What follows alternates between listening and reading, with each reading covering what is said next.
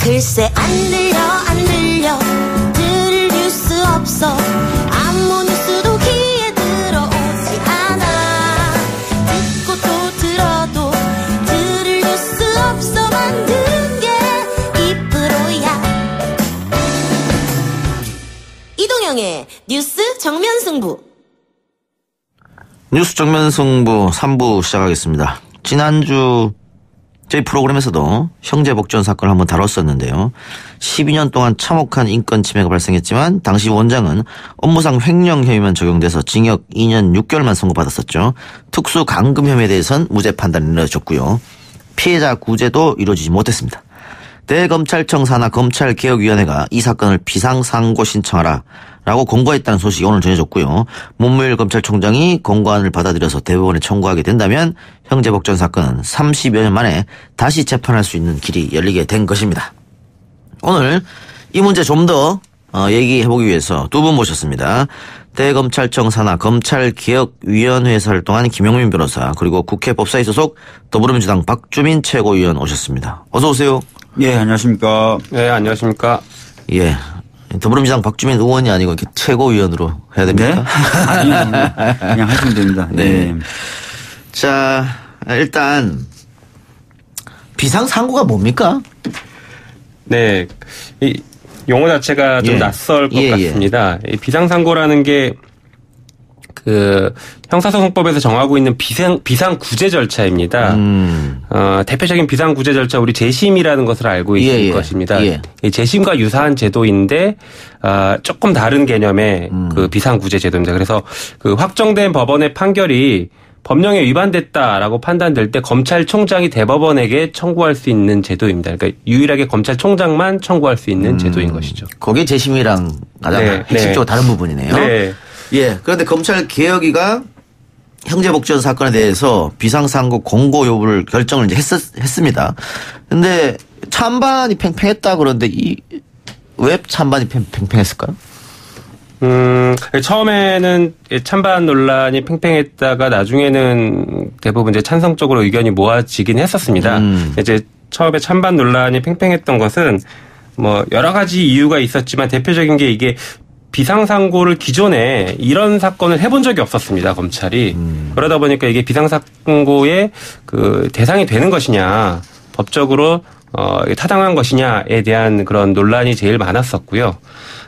그 다음에는 이게 어떻게 보면 이제 그 검찰총장만 할 수 있기 때문에 사실상 검찰총장에게 상당히 많은 부담을 지어주는 그런 권고가 될 수밖에 없는 상황입니다. 그러다 보니까는 검찰 내부에서나 또 반대하는 위원회 그런 입장들이 충분히 좀 얘기들이 나왔었던 것입니다.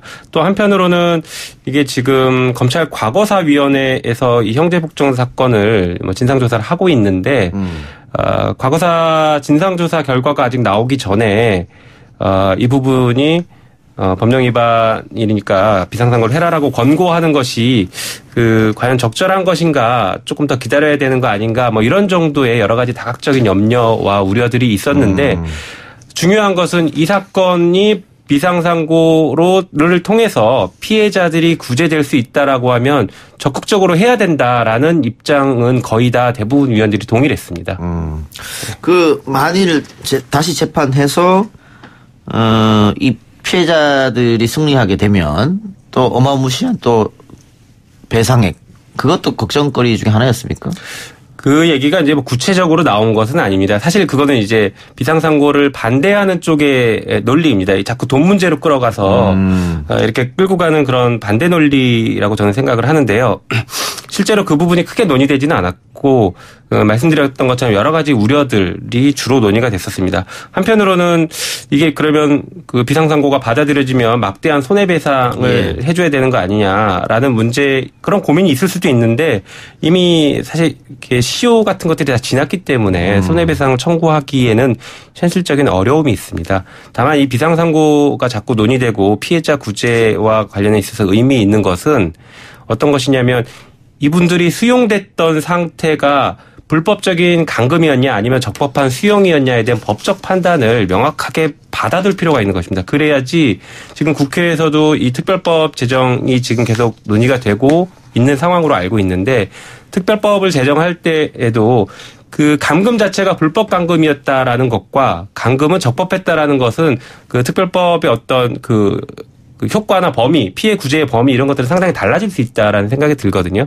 그게 비단 손해배상의 문제를 포함할 수도 있겠지만 그걸 넘어서는 어떤 피해 구제와 관련해서 상당히 많은 의미를 담을 수 있기 때문에 매우 중요하게 생각했습니다. 그럼 박주민 의원님, 그러면 이 형제복전 사건의 가해자라고 할 수 있는 그 부분을 주 책임자죠.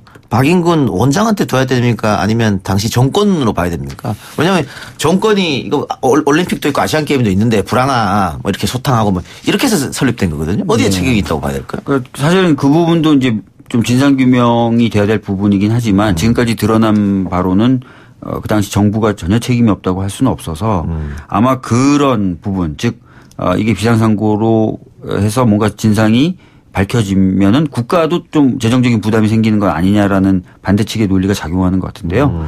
아까 이제 김영민 변호사도 얘기했지만 그런 부분은 사실 좀 고려되면 안 되는 요소인 것 같아요. 지금 어마어마하게 많은 무고한 시민들이 인권을 침해당한 일이기 때문에. 예. 예. 그리고 당시 이 사건을 담당했던 검사 지난번 저희하고 인터뷰를 했는데 당시 윗선에서 노골적으로 수사 축소를 지시했다 이런 말까지 했단 말이죠. 그럼 정권의 비호 아래서 좀 이상한 재판이 이루어졌다 이렇게밖에 볼 수 없을 텐데 당시 재판에서 특수감금이 무죄가 났습니다. 이 부분도 재심리할 때 살펴보겠죠? 네. 이제 비상상고가 사실은 이제 그 특수감금이 무죄가 선고된 부분을 법원이 다시 판단해라라는 취지입니다. 이게 조금 복잡한 얘기가 될 수도 있긴 한데요. 우리가 재심이라고 하는 것은 재판을 받은 피고인의 이익을 위해서 이렇게 판단받으면 안 되는데 유죄를 했는데 무죄를 해줘라 이런 식의 그 구제 방법입니다. 근데 비상상고는 그 방향이 다를 수도 있습니다. 피고인한테 불리한 법령을 제대로 적용해라라는 판단을 받을 수가 있는 것이거든요. 그래서 당시에 검사는 어쨌든간 그 감금죄로 형제복전 원장을 기소를 했습니다. 그런데 이상하게 1심, 2심까지는 1심, 2심까지는 유죄가 나왔는데 이상하게 대법원에 가서 무죄 취지로 파기가 됐거든요. 그때 계속 무죄를 적용했던 대법원의 논리는 이게 내무부 훈령에 따라서 적법하게 감금한 것이니까 수용한 것이니까 이것은 감금죄가 해당되지 않는다라는 논리였습니다. 그러나 뭐 그 논리가 지금 계속 잘못됐다라는 얘기들이 나오고 있었고 당시에 고등법원과 대법원이 재판이 계속 오가면서 그 여러 가지 논리들이 나왔었습니다. 그래서 그 부분을 바로잡는 것이 비상상고인 것이고 그때 감금죄를 적용하지 않았던 법원의 판결이 잘못됐으니까 감금죄가 맞다라는 판단을 해달라라고 요청을 하는 것입니다. 지금 국회 앞에서는 형제복지원 진상규명과 특별법을 제정해달라 이렇게 하면서 형제복지원 피해자들이 300일 넘게 노숙 투쟁을 하고 있다고 들었는데 박주민 의원이 특별법 논의 국회에서 어떻게 되고 있는 겁니까? 사실 뭐 저도 특별법 제정을 촉구하는 기자회견을 같이 하기도 하고 했었는데요. 논의가 잘 진행이 되지 않고 있습니다. 근데 아마 이제 비상상고가 만약에 된다든지 이런 좀 진행이 있으면 특별법 논의에도 탄력이 붙지 않을까 그렇게 기대를 하고 있습니다. 특별법의 안에 담긴 내용은 어떤 것들이 있죠? 진상규명과 관련된 부분도 있고 또 그 일정 정도 피해에 대한 보상과 배상에 대한 내용도 담겨 있죠. 네. 진상규명 자체가 제대로 안 됐기 때문에. 네.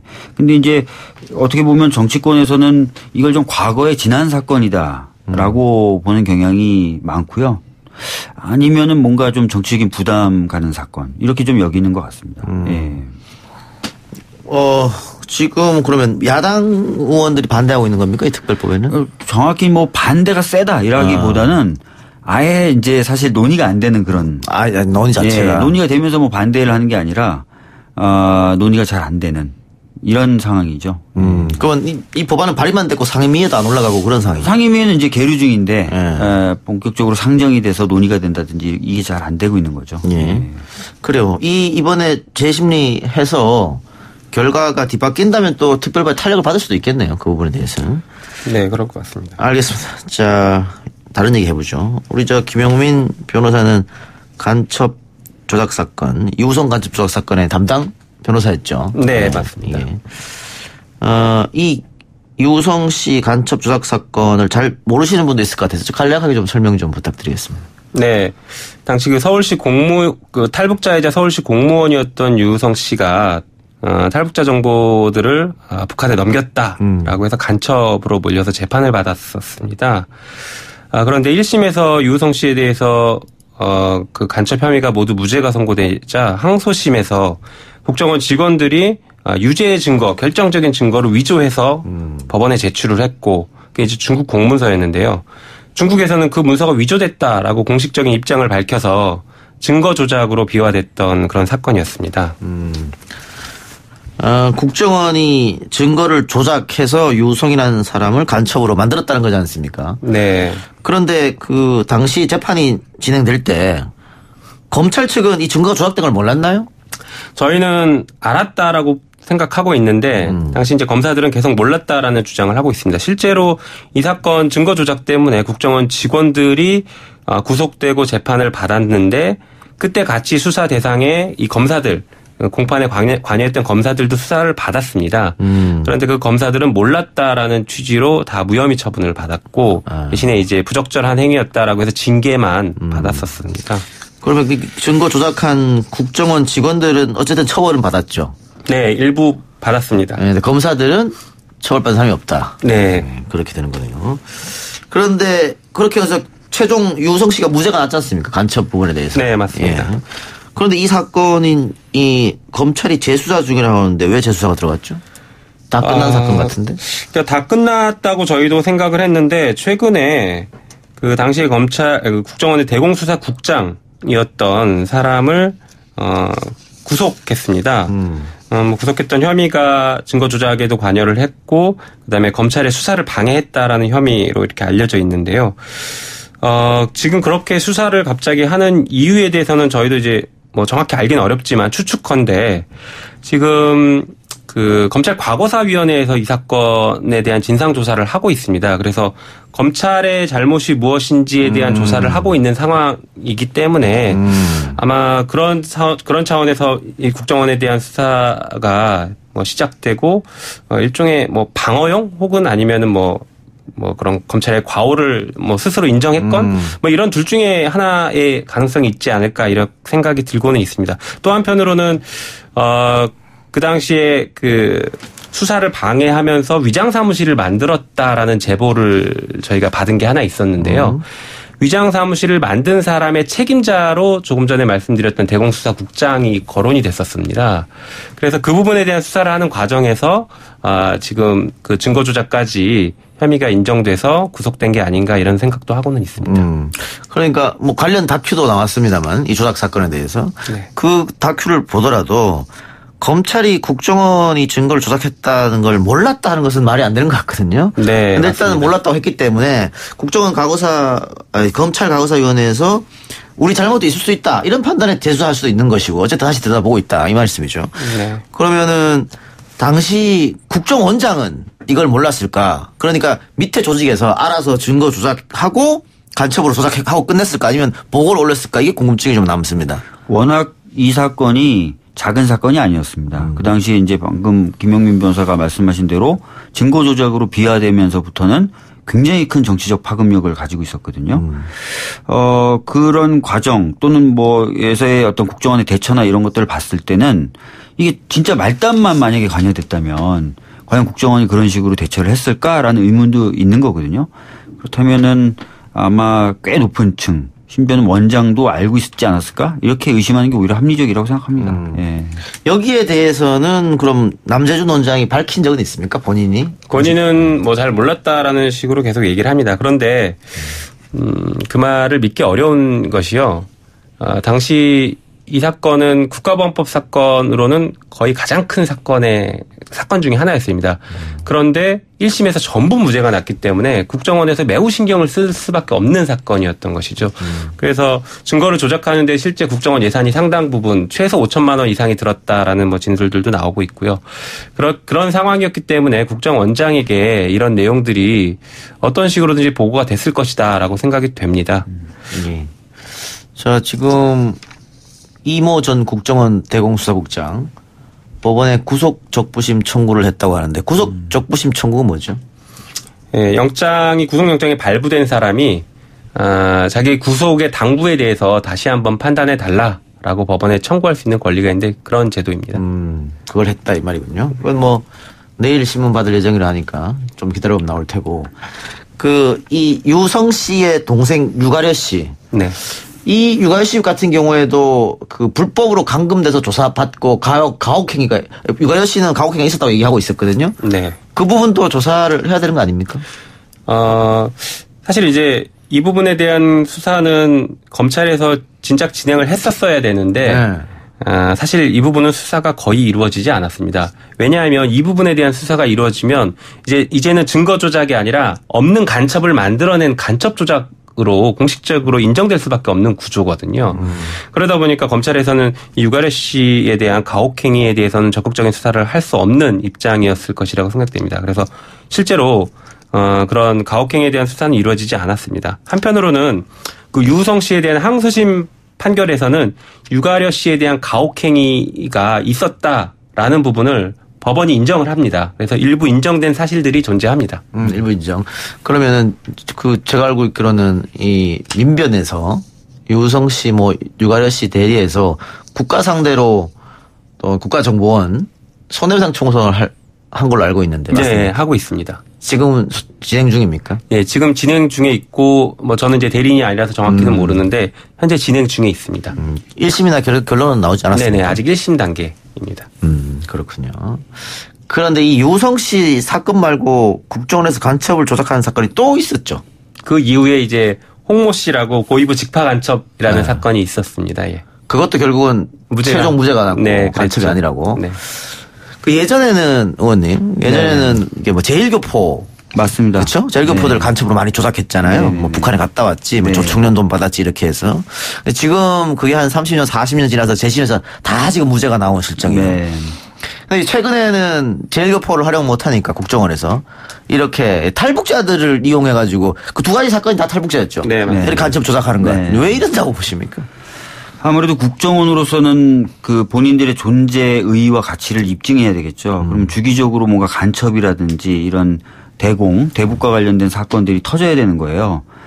그런데 사실은 예전처럼 그렇게 만들 수 있거나 또는 간첩을 잡을 수 있거나 하기가 쉽지 않다 보니까 자꾸 이제 이런 쪽으로 눈을 돌렸던 것 아닌가라는 의심을 하고 있죠. 굉장히 약자거든요, 탈북자들은. 그렇죠. 그렇다면은 결국은 첫 번째는 조직보호 국정원에. 간첩도 자꾸 잡고 해야 예산도 안 끊기고 이렇게 해서 조직보호가 있을 수 있겠고 두 번째는 정권을 또 보호한다 이렇게 생각할 수도 있나요? 이명박 박근혜 정권 동안에. 조금 의심을 좀 더해보면은 유성 씨 사건 같은 경우 왜 서울시의 공무원을 타겟으로 삼았을까? 약간 이런 의심을 좀 해보는 거죠. 근데 최근에 드러난 여러 정황을 보면 당시부터 이제 박원순 서울시장이 정권에 상당히 적대적인 세력으로 인식되고 있었고 어떻게든 견제하려고 했었다는 내용들이 지금 나오고 있잖아요. 그런 맥락도 결합된 게 아닐까? 이런 의심도 해보는 거죠. 네, 거기 덧붙여서 말씀드리면 그때가 이제 그 박근혜 정부가 초기였는데 이제 국정원 댓글로 대선이 부정선거였다라는 여론이 굉장히 많이 올라오고 있을 때였습니다.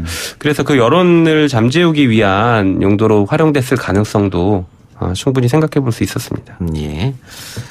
알겠습니다. 자, 그러면은 유성 사건을 여기서 마무리하고 자, 3부 마무리해도 되나요? 안 된답니다. 더 이야기를 해보도록 합시다.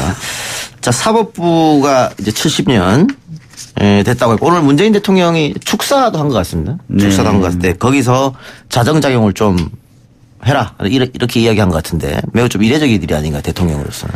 사실 이제 어떻게 보면은 사법부로서는 70살 맞이 생일 잔치였는데 이제 대통령님은 이제 그 축하의 메시지와 함께 최근에 이 사태를 봤을 때 국민적 신뢰를 다 잃을 수밖에 없다. 자정을 해야 된다라는 이야기를 하게 된 거죠. 그래요.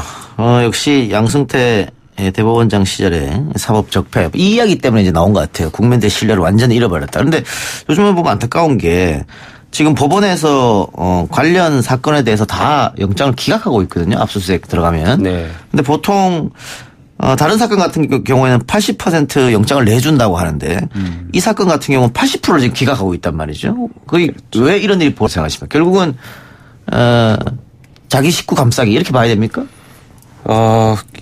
일단 뭐 그렇게 의심이 되는 부분이 있습니다. 사실 그 압수수색 영장은 인신 구속영장이나 체포영장보다는 쉽게 발부되는 경향이 있습니다. 그래서 웬만한 사건에서는 검찰이 압수수색 영장하면 대부분 발부가 되는데 유독 이 사건에서는 기각이 많이 됐습니다. 거의 뭐 90%까지 기각됐다 이런 얘기들이 나오고 있습니다. 그런 것들을 보면은 뭐 제 식구 감싸기일 수도 있고 아니면 그 법원이 수사를 받는 것에 대한 자존심 싸움, 검찰과의 자존심 싸움, 뭐 이런 것일 수도 있을 거라 이렇게 생각이 됩니다. 한편으로는 우리가 그 전에 봐왔던 것처럼 이 김명수 대법원장이 이 사건 가지고 진상조사단을 세 차례 정도를 꾸렸는데 거기서도 그 검찰의 수사에 협조하겠다라고 했지만 실제 협조한 게 아무것도 없었거든요. 그렇다라고 하면은 이 법원의 전체에 어떤 그런 기류가 형성되어 있는 것이 아닌가라는 생각이 좀 듭니다. 법원 전체 기류가. 네. 그렇다면은 오늘 대통령이 얘기한 잘못이 있다면 사법부 스스로 바로잡아야 한다. 이 자정자강을 말하는 건데 안 된다는 얘기지 않습니까? 법원이 이런 식으로 하면. 사실 이제 자정의 단계는 좀 넘어선 것 아닌가라는 느낌이 좀 듭니다. 물론 지금 법원 관계자한테 제가 들어보니까 많은 서류를 그리고 많은 문건을 이미 제출 형식으로 검찰에 주고는 있대요. 근데 핵심이 이제 그렇게 받는 거 말고도 뭔가 감추는 게 있을 것 같으니까 압수수색을 하게 됐는데 그런 영장이 지금 두 분이 말씀하신 것처럼 거의 90% 가깝게 기각이 되고 있는 거거든요. 그래서 오늘 김명수 대법원장은 보다 더 적극적으로 수사에 협조하겠다 이런 얘기를 한 겁니다. 그것도 이제 어떻게 보면 스스로 뭔가 바꾸려는 모양새를 보여주는 것이죠. 아마 대통령님이 주문에는 그런 것들도 포함되어 있는 것으로 보여집니다. 네. 두 분 다 방금 김명수 대법원장 얘기를 했는데 팟빵 앱으로 또 우리 청취자도 같은 의견 좋습니다. 김명수 잘못하고 있는 거 아닙니까? 이렇게. 결국은 김명수 대법원의 사법농단의 규명 의지 없는 거 아니냐. 또 최근까지 김명수 대법원장이 여기에 대해서 아무런 의견을 내놓지 않았었거든요. 그런 점을 봤을 때는 규명 의지가 부족하다. 뭐 개혁에 발목을 잡고 있다. 이런 얘기가 있던데 어떻게 보십니까? 실제로 뭐 대법원장은 이미 입장을 밝혔죠. 적극적으로 수사에 협조하겠다. 그리고 나서 한 2시간여가 조금 지나자 바로 대법관 13명이 합동으로 재판거리는 없었다라는 입장을 밝혔죠. 예. 그것만 봐도 이제 법원 내부의 갈등이 지금 현재 있다는 걸 충분히 알 수 있습니다. 그러다 보니까 이제 대법원장의 수사 협조 1000명에도 불구하고 실질적으로 좀 작동이 안 되는 부분이 있는 것 아닌가 이렇게 지금 보고 있습니다. 예. 그럼 리더십에 문제가 있는 거 아닙니까? 근데 이제 법원이라는 구조가요. 아시겠지만 뭐 양승태 대법원장 같은 경우 인사권이나 이런 것으로 잘 이렇게 통제하고 뭐 길을 들였다는 평가는 받지만 사실 이렇게 직접적으로 뭔가 바로 어떤 행정력을 동원해 가지고 법원 내부의 행정력을 동원해 가지고 영향력을 미치긴 또 어려운 구조인 건 맞습니다. 물론 그렇다고 해서 지금 김명수 대법원장이 잘하고 있다는 건 아니고요. 좀 더 적극적으로 나설 필요가 있어 보이는 건 분명하고요. 근데 아마 그런 한계도 있을 것 같다 이런 말씀을 드리겠습니다. 김 변호사 어떻게 보십니까? 저도 좀 비슷한데요. 이게 법적인 관점에서 보자면 지금 대법원장이 그 적극적으로 무언가를 하기는 어려운 구조입니다. 예를 들어서 압수수색 영장이 기각되는데 그 판사에게 발부해라라고 할 수가 없거든요. 그건 또 다른 사법농단이 될 수 있기 때문에 그래서 대법원장의 입장에서는 그 부분을 적극적인 개입을 하기는 어려울 것 같고 그렇다라고 하면 다시 뭐 일반론으로 돌아오면 일반 시민의 눈높이에서 보자면은 그 수사에 적극적으로 협조하는 모습을 보이는 이런 그 제스처는 충분히 취할 수 있었는데 그 부분이 너무 아쉽지 않나 이런 생각이 듭니다. 예. 네. 자, 또 최근에 문제가 크게 불거진 게 유해용 전 수석재판연구관입니다. 이 사람이 지금 다 증거를 다 불태워버렸죠. 파기하고. 파기했다고 예. 예. 검찰하고 이야기할 때 파기하지 않겠다고 약속까지 했는데 파기해버렸다고 하는데, 이거는 글쎄요. 또 이 다른 뒷배경이 있어서 이랬을까요? 아니면 본인의 판단으로 그냥 해버렸을까요? 그 부분 때문에 검찰에서는 이게 이제 조직적인 증거 인멸 시도가 있는 것 아니냐라고 판단을 좀 하고 있는 것 같고요. 그래서 좀 세게 입장을 밝혔죠. 앞으로 있을 증거 인멸에 대해서 좌시하지 않겠다는 취지의 발언을 한 바가 있습니다. 그것은 앞으로도 이런 식으로 영장이 기각되고 기각되는 동안에 관계자가 증거를 파기하고 이런 일이 발생할 수 있기 때문에 그런 것들에 대해서 용납하지 않겠다는 입장을 밝힌 건데요. 그런 부분까지 포함해서 지금 수사가 진행돼야 될 것 같아요. 지금 현재 증거인멸 시도나 이런 것들이 과연 있는 것인지 있다면은 어느 선까지 거기에 관련돼 있는지 이런 것들도 조사 대상과 수사 대상에 포함시켜서 봐야 될 것 같습니다. 그러니까 영장이 자꾸 기각된 사이에 이 사람들은 조직적으로 이렇게 증거를 인멸하고 이러다 보니까 더 이 사법부에 대한 신뢰는 떨어지게 되고 악순환이 되는 것 같은데. 네. 알겠습니다. 3부 순서 여기서 마무리하고 우리 사법농단에 대해서는 4부에서 계속 이어가도록 하겠습니다. 뉴스 신동 이 작가와 함께하는 비포장 뉴스 해학 뉴스 정면 승부. 네, 3부에 이어 4부에서도 박주민, 김용민과 함께하겠습니다. 자, 사법농단, 사법부의 불신에 대해서 쭉 이야기했었는데 지금 이 상황에서 이 사람들이 기소되고 재판받게 되면 지금의 법원의 판단을 받아야 되잖아요. 근데 이런 식으로 영장도 다 기각한 법원에 과연 맡길 수 있느냐. 그렇게 해서 나오는 게 이제 특별재판부입니다. 네. 박주민 의원도 아마 그걸 주장한 걸로 제가 알고 있는데. 법안을 이미 발의했습니다. 법안 발의했습니까? 네. 네. 특별재판부는 어떻게 이루어지고 어떻게 진행되는 거죠? 특별재판부 이렇게 말씀을 드리니까 마치 특별검사하고 유사한 것으로 생각하시는 분들이 많아요. 근데 굉장한 좀 차이가 있고요. 특별검사의 경우에는 검사가 아닌 사람을 검사로 만드는 겁니다. 그런데 헌법에 따르면은요, 재판은 법률에 의한 법관에게 받도록 돼 있어요. 그래서 이렇게 판사가 아닌 사람들을 판사로 만들어서 특별재판부를 구성할 수가 없습니다. 그래서 제법은 판사 중에서 괜찮아 보이는 판사들을 추려내는 거예요. 그러니까 외부 인사가 관여한 추천위원회에서 판사들을 쭉 놓고 보는 거죠. 그래서 이 판사보단 저 판사가 나을 것 같다 해서 복수로 추천을 하면은 그 복수로 추천된 사람들 중에 대법원장이 그러면 이 사람으로 재판부를 구성하겠습니다라고 지명을 하면 그 사람이 이제 그 사건의 심리를 담당하고 영장 발부 여부를 심리하는 그런 형식을 띠고 있습니다. 그러니까 특별검사제처럼 검사가 아닌 사람을 검사로 만드는 게 아니라 판사 중에 누가 이 사건을 맡을 것인가를 특별하게 좀 정하는 그런 법이라고 생각하시면 됩니다. 그러니까 뭐 사법농단에 관련이 없는 판사들 중에서 당연히 골라야 할 테고. 그러면 이 사건에 한해서만 재판을 하는 거죠? 네. 이 사건에 한해서만 그런 식으로 재판부를 구성하는 건데요.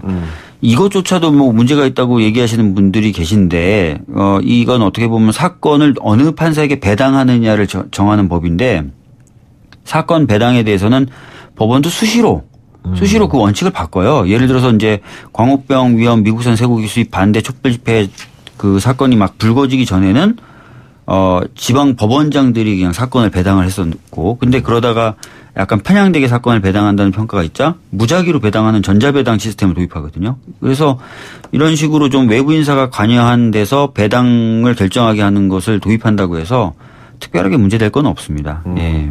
전례가 있던 건 아니죠? 전례가 있던 건 아닙니다. 네. 법원이 잘못했다고 판단했기 때문에 지금 시작하니까 네네네. 전례는 없었고. 알겠습니다. 그리고 지금 여러 가지 이런 사건들 특히 앞에서 이야기했던 증거인멸 이런 걸 봤을 때 지금 여당 의원들이 더 이상 이건 묵과할 수 없다. 그래서 양승태 사법농단 국정조사를 추진하기로 했다고 하는데. 네, 지금 더불어민주당 소속 법사위원들이 이제 회의를 두 차례 걸쳐서 국정조사와 탄핵을 가고 그다음에 필요하다면 아까 말씀드렸던 특별재판부 구성 입법을 추진하겠다 이렇게 입장을 정했죠. 저도 법사위니까 이제 같이 논의를 해서 그렇게 정한 거고요. 국정조사를 하겠다고 결정한 이유는 방금 말씀하신 것처럼 현재 수사가 제대로 진행이 안 되고 있습니다. 그래서 이제 수사에만 맡겨놔서는 진상규명이 되기 어려운 점이 하나 있고 두 번째는 판사들과 법원이 과연 뭘 잘못했는지를 한번 국민들 앞에 드러낼 필요가 있어요. 근데 수사는 수사의 미량성이라고 몰래 수사를 해야 된다는 그런 원칙 때문에 수사가 진행된다 하더라도 그 내용들을 국민분이 속 시원하게 아실 수는 없거든요. 그래서 국정조사를 통해서 한번 드러내서 보여드리고 그래야 또 사법부도 뭔가 개혁을 하려는 에너지가 더 생기지 않겠습니까? 그런 차원에서 이제 국정조사를 하자라고 제안을 하게 된 겁니다. 중요한 건 야당이 여기에 응해주느냐 문제 아닙니까? 국정조사에 관해서는 어느 정도 응할 수도 있다고는 보여집니다. 왜냐하면은 야당도 국정조사하게 되면 위원으로 참여하게 되니까 본인들도 어느 정도 그 제어력이 발생할 수 있다, 가질 수 있다라고 보고 있을 수 있거든요. 그래서 이 부분은 좀 얘기하면은 가능할 수도 있다고 봅니다. 예. 아까 탄핵 말씀하셨어요? 네, 탄핵이요. 판사들을 어떻게 해서 탄핵할 수 있죠? 헌법에 보면은 탄핵 대상으로 법관이 열거가 돼 있습니다. 그러니까 법관들도 헌법에 위반되거나 또는 법률에 위반된 행위를 하면은 법원이 예전에 이제 박근혜 전 대통령 탄핵하듯이 탄핵할 수가 있습니다. 예. 근데 이제 탄핵을 지금 당장 하게 될 경우에는 헌재로 이게 가게 되는데 박근혜 전 대통령 때처럼 그러면 뭔가 국회가 알고 있고 뭔가 자료를 들고 있어야 탄핵 그 심리가 진행되는 동안에 그 위법이나 위헌성을 계속 주장할 수 있는데 현재는 그 상태가 안 돼 있기 때문에 일단 국정조사를 거치고 드러나는 어떤 문제점들을 그 추스려서 탄핵으로 가자 이런 식의 얘기가 된 겁니다. 그러니까 지금 예를 들면 사법농단에 관련돼 있는 재판관들 이 재판관들은 탄핵 이외에는 징계라든가 이런 절차는 없는 겁니까? 법복을 벗는. 그렇죠. 법복을 벗는 것 자체는 탄핵 절차로 가야 되겠죠. 탄핵으로 가는 거. 그 위에는 네. 없고. 지금도 이제 몇몇 그 판사들에 대해서는 좀 징계를 해보겠다, 하겠다 이렇게 말은 하고 있는데 징계 자체도 또 법원에게 맡겨놓으면은 어떻게 될지 모르는 거거든요. 그러니까 좀 국정조사와 탄핵이라는 절차로 좀 가는 것이 맞지 않나 이렇게 보는 겁니다. 한편으로는 그 직무배제도 예전에 논의가 얘기가 많이 나왔는데 네. 직무배제 일부 된 법관들도 있는데 상당히 늦었습니다. 그리고 현재에도 관여된 법관들이 여전히 재판을 하고 있을 가능성이 상당히 높아 보이는데 그런 재판 직무배제부터 좀 신속하게 이루어져야 되는 게 아닌가 싶습니다. 얼마 전에도 뉴스에 나왔듯이 재판받던 피고인이 실형을 선고하니까 법원에다가 항의를 했던 것들이 요즘에 법원에서 많이 벌어지는 단면입니다. 일단 재판을 받는 사람들이 법원 자체를 신뢰를 하지 않고 있거든요. 예. 저 사람이 예전에 무슨 일 했는지 내가 모른다. 저 사람이 어떤 재판할지 내가 모르겠다. 이런 신뢰감이 완전히 무너져 있기 때문에 법원 입장에서도 이 부분을 좀 적극적으로 신속하게 대응해 줘야 되는 게 아닌가 이런 생각이 듭니다. 예. 신뢰 말씀하셨는데 최근에 그 절도범으로 재판받던 사람이 당신의 재판관들은 뭘 얼마나 잘했느냐 이렇게 항의했다고 하거든요. 이 사법농단 문제로. 그러니까 신뢰를 완전히 잃어버렸다 이렇게 볼 수 있을 텐데. 그렇죠. 김영민 변호사는 어떻습니까? 사법부가 잃어버린 신뢰를 어쨌든 되찾아야 할 거 아닙니까? 그렇죠. 방법이 어떤 게 있을까요? 시간은 좀 오래 걸리겠습니다만. 이런 사건들이 터지면은 결국에는 철저한 진상조사가 우선돼야 된다고 생각합니다. 그래서 뭘 잘못했는지 그게 확인이 돼야지 그 다음에 개선안들이 자연스럽게 나올 수 있다라고 생각되거든요.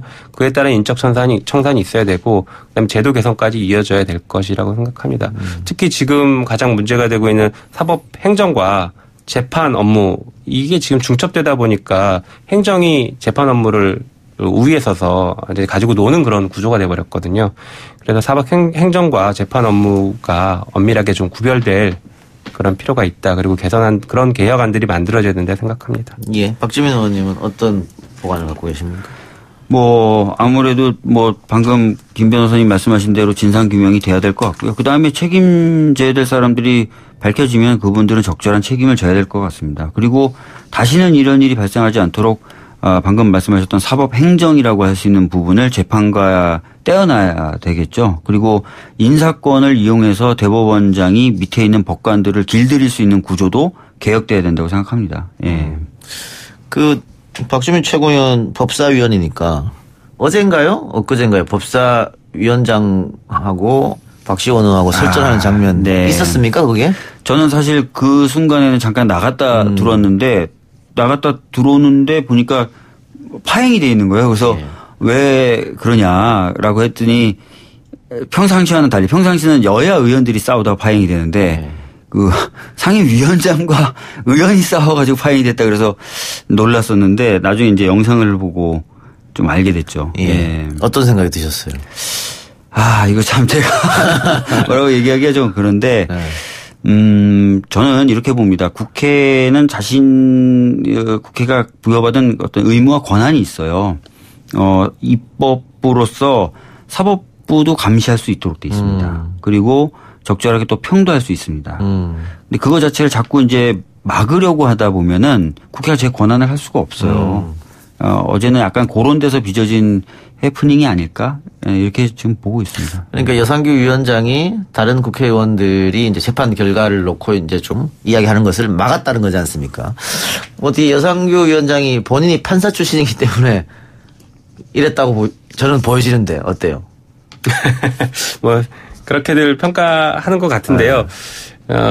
뭐 저도 이제 경험상 보면은 그 소위 말하는 정관 출신들이 자기 친정이라고 하는 법원이나 검찰을 생각하는 것들은 보통은 좀 남다른 부분들이 있어 보입니다. 그래서 그게 좋은 방향이 될 수도 있고 나쁜 방향이 될 수도 있는데 어제도 뭐 보면은 그런 것에서 좀 반로된 게 아닌가 이런 생각도 좀 들었습니다. 알겠습니다. 다른 이야기 한번 해보죠. 5월 단체들이 전두환 전 대통령 아들 전재국 씨를 상대로 제기한 손해배상 소송에서 승소했습니다. 7천만 원을 배상하라고 판결이 났었는데 결국은 그 전두환 씨가 회고록을 쓰고 또 전재국 씨가 자기 아버지의 책을 배포하고 그게 이제 문제가 있다고 판결이 났지 않습니까? 네. 이제 이렇게 되면은 배상을 당연히 해야 될 텐데 5.18 진상규명 특별법 시행을 앞두고 이제 판결이 나왔습니다. 많은 분들이 이번에는 진실이 좀 밝혀질 것인가 이런 궁금증이 많이 있거든요. 아무래도 이번에 그 진상규명위원회가 다시 만들어지면은 과거하고는 좀 다른 상황에서 조사가 진행될 거예요. 것이다. 예. 왜냐하면은 정부 자체가 정권 자체가 진상규명에 강력한 의지를 갖고 있기 때문에요. 이전과는 좀 다른 상황 속에서 진상규명이 진행이 될 거고 그러면은 상당히 다른 근거와 자료들도 나올 것이다. 기억하시겠지만 작년에 제가 이제 또 국감 전에 그 비둘기 계획이라고 해서 5.18 그 희생자 가족분들을 와해시키고 순치하려고 했던 그 군의 계획을 자료를 입수해서 한번 공개한 적이 있지 않습니까? 그런 식의 흐름이 이제 또 발생될 수 있는 것이죠. 정부와 정권이 협조적이면. 예. 그동안 밝혀지지 않았던 뭐 헬기에서 총을 쏜 이런 것도 이번에 밝혀졌습니다. 나올 수 있죠. 예. 왜냐하면 아까도 말씀드렸죠. 정권 자체가 이건 진상규명 돼야 된다 또 진상규명 해야 된다는 의지를 강하게 갖고 있기 때문입니다. 예. 근데 가장 중요한 것은 발표 명령자가 누구냐 이 문제인데 이거는 쉽게 밝혀지지 않을 것 같은데요. 그렇죠. 아무래도 그 부분은 아마 문서나 자료로는 남아있지 않을 가능성이 크기 때문에 예. 진술에 좀 의존해야 되는 부분이 좀 있겠죠. 그런 부분은 조사를 한다 그래도 좀 어려움은 있겠지만 또 한번 기대를 해봐야 되지 않을까 싶습니다. 예. 이 재판하고 다른 거 또 전두환 전 대통령이 사자 명예훼손으로 재판받는 거. 지금 전두환 전 대통령 측에서 치매다. 파킨슨병을 오래 앓았다. 그래서 재판에 못 나가겠다 이랬단 말이죠. 이건 어떻게 봐야 됩니까? 아마 나가기 싫었겠죠. 나간다는 얘기를 안 했으면 더 좋았을 것인데. 근데 강제로 이렇게 데리고 올 방법은 없죠. 본인이 안 나온다는데. 아닙니다. 뭐 필요할 경우에 형사재판 같은 경우에는 피고인을 뭐 체포하거나 구속시키거나 할 수 있죠. 그래서 흔히 있습니다. 근데 전직 대통령을 그런 식으로 할 수 있을까요? 뭐 이미 전직 대통령 예우도 박탈된 분이긴 한데 그 법 앞에서 평등하게 재판이 진행되어야 될 게 아닌가 생각됩니다. 물론 실제로 진짜 건강상에 큰 문제가 있는 경우에까지 체포나 구속이 남발되어서는 안 되는데 예. 뭐 이분 보면은 그런 것 같지는 않아 보여서 법원이 적절한 조치를 취해야 되는 게 아닌가 생각됩니다. 법원도 나름 고민이 될 것 같네요. 네. 하나만 더 하고 마치겠습니다. 사개특위. 네. 조용한 것 같습니다, 요즘에. 구성이 안 되고 있습니다, 아직. 네. 근데 지금, 우리 청취자분들이 많이 궁금해 하실 고위공직자 비리수사처, 공수처 네, 문제, 검경수사권 문제. 네. 할 일이 많은데 구성이 안 돼 있으면 어떡합니까? 예, 이제 사개특위 같은 경우는 이제 줄임말로 부르니까 아마 청취자분들 중에서는 모르실 수도 있는데 사법개혁 특별위원회죠. 예. 그래서 사법제도의 변화, 개혁을 위한 법들을 좀 모아서 심의하는 특별위원회가 이제 국회에 만들어졌는데요. 이게 좀 가동이 되려면 그 위원회를 구성하는 여당 의원과 야당 의원들이 다 선정이 돼야 돼요. 그런데 현재 자유한국당 쪽에서 본인들이 추천해야 될 위원 명단을 아직 제출을 안 하고 있는 상태입니다. 그러다 보니까 아예 회의를 못 하고 있는 거죠. 근데 말씀하신 대로 굉장히 과제가 많거든요. 하루빨리 좀 구성이 돼서 가동이 좀 됐으면 좋겠다는 생각이 있습니다. 예. 7월 26일 날 여야가 사개특위 구성 결의안을 의결했는데 그렇게만 해놓고 지금 한 발짝도 못 나가고 있는 시점이었습니다. 네, 맞습니다. 그런데 공수처도 그렇고 특히 검경 수사권 같은 경우에는 계속 시간을 두면서 미루면 곤란할 것 같은데요. 지금 사실 어떻게 보면 사법농단으로 촉발된 개혁 논의가 돼야 되거든요. 그런데 그 개혁 논의를 국회에서 받아줄 만한 또 국회에서 진행할 만한 단위가 이 사개특위인데 구성이 안 되고 있으니까 그 사이에 지금 한간에 이제 뉴스에 보도되는 것처럼 법원이 셀프 개혁을 시도하려고 한다든지 이런 얘기들이 자꾸 나오는 거죠. 예. 그 혹시 검찰개혁위원회에서도 검경 수사권 이야기는 합니까? 검찰 개혁위는 이제 종료가 됐는데 일부 얘기들이 있었습니다. 근데 이제 검경 수사권 조정의 문제보다는 공수처 설치에 대한 고민들이 사실은 더 많았었거든요. 지금 사법농단이 이렇게 나오다 보니까 갑자기 이제 검찰이 잘못했던 게 좀 잊혀져 가고 있는 그런 상황이긴 한데요. 한편으로 검찰이 신뢰를 가지고 있었고 제대로 일을 했으면 양승태 대법원 시절에 저런 사법농단도 충분히 제어가 될 수 있는 상황이었을 것입니다. 사실 법원을 효과적으로 견제할 수 있는 아주 강력한 기관은 검찰이거든요. 근데 검찰이 박근혜 정부 시절에서는 오히려 양승태 대법원과 삼각편대로 청와대 법원 검찰이 삼각편대로 어떤 특정한 이익을 위해서 움직였었던 게 아닌가 이런 강한 의심이 들고 있는 상황입니다. 그러다 보니까 지금 이 검찰이 사법농단 열심히 수사는 하고 있지만 마냥 박수치기에는 부담스러운 상황이고 법원도 그 부분을 매우 잘 알고 있을 것입니다. 지금 검찰에게 우리가 수사를 당하면서 정보가 다 빨려가면 우리가 앞으로 또 어떻게 당할지 모른다. 이런 위기감이 법원 자체를 똘똘 뭉치게 할 수 있다. 이렇게 생각이 듭니다. 그러다 보니까 이 검찰에 대한 신뢰 회복, 특히 지금 검찰을 또 견제할 수 있는 공수처 논의가 빨리 이루어져야 되는 게 아닌가 이런 생각이 듭니다. 이번 사건 계기로 법원과 검찰이 힘겨루기 한다. 그런 모양새도 보여지겠네요. 네, 맞습니다. 그러니까 사실은 방금 이제 김용민 변호사가 말씀하신 대로 법원이 나름 저렇게 수사에 대해서 지지부진하면서 그 이유로 되고 있는 것 중에 하나가 검찰이 좀 불필요하게 많을 정도로 정보를 가져가려 한다. 이것은 검찰이 법원을 압박하거나 나중에는 누르려고 하는 정치적 시도다. 이렇게 얘기하면서 자기 방어 논리를 대는데요. 만약에 공수처가 있었다면 그래서 검찰이 아니라 공수처 즉 한정된 범위의 범죄만을 수사하는 공수처가 만들어져 있었다면 법원이 그런 핑계를 댈 수가 아예 없었겠죠. 그래서 공수처의 존재가 정말 아쉬운 지금 이때입니다. 네. 자, 그런데 공수처는 여야가 이거는 이견이 없는 문제 아닌가요? 일부 의원들만 약간 이견이 있고 대체적으로는 공수처 하자는 게 여야의 공통된 생각 아닙니까? 자유한국당은 반대하고 있고요. 자유한국당 반대하고 있습니까? 바른미래당 정도까지는 대충 이제 어느 정도 합의가 된 상태입니다. 예. 아니 그러면은 자유한국당만 힘들겠네요. 그렇군요. 검찰 입장은 어때요? 예전에는 강력히 반대했지 않습니까? 공수처를. 근데 네. 이번에는 검경 수사권도 같이 있고 해서 공수처까지는 받아줄 수 있다 이런 의견도 있다고 하는데. 그러니까 검찰은 사실은 침묵이 공식 입장인 것 같습니다. 여기에 어떤 의견을 내더라도 불편하고 욕을 먹을 수 있다. 이렇게 바라보고 있는 것 같아요. 그래서 검찰개혁위 회의에서도 이 부분이 공개적으로 논의되고 하는 것들은 좀 불편해하거나 아니면 그 부분에 대해서 입장 자체를 밝히지 않거나 하는 그런 분위기였습니다. 예. 아까 우리 앞에서 몇 가지 사건을 이야기했습니다만은 검찰이 다시 한번 들여다보겠다고 한 사건 중에 이제 들어가 있는 거잖아요. 그게 이제 여러 가지 사건이 있는데 그 중에 또 장자연 사건도 있습니다. 장자연 사건 재조사는 지금 어떻게 돼가고 있는 겁니까?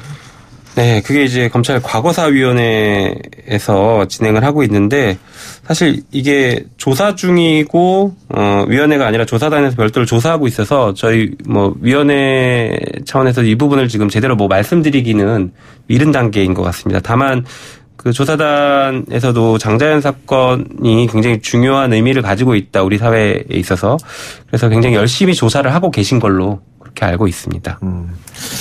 지금 어쨌든 몇 가지 지난번에 드러나지 않은 사실들이 좀 드러났죠?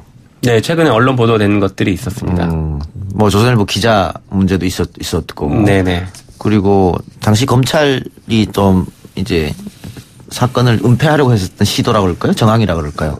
이제 정확히 말하면은 이제 보도된 데로 따르면 이제 경찰이었던 거죠. 통화 목록 같은 것들이 지금 사라진 채로 송치됐다 이런 네. 보도들이 있었고 그런 부분들을 지금 아마 확인 작업을 하고 있지 않을까 생각됩니다. 예. 그런데 장자연 사건 같은 경우에는 이게 처벌을 할 수 있는 공소시효는 다 지났지 않았습니까? 사실 지금까지 드러난 바에 의하면은 이제 공소시효가 이제 딱 하나 남았던 게 그 방금 얘기하셨던 그 조선일보 네, 그랬죠. 기자. 출신 기자의 기자 출신. 성추행 네. 이 부분만 이제 좀 공소시효가 남아서 그 부분은 이제 재수사를 시작한 거죠. 기소가 됐습니다. 기소가 됐죠. 네. 네. 나머지 부분은 이제 공소시효가 지난 게 아닌가. 대부분 지난 것 이렇게 같더라고요. 판단이 네. 되고 있습니다. 그러면 처벌을 못하고 네. 다른 사건들은 뭐 더 시간이 오래됐기 때문에 네. 처벌을 못하고 조사를 한다는 것은 진실만 우리가 한번 봐보자 이런 건가요? 그러니까 우리가 과거사를 접근하는 뭐 이제 관점의 차이인데요.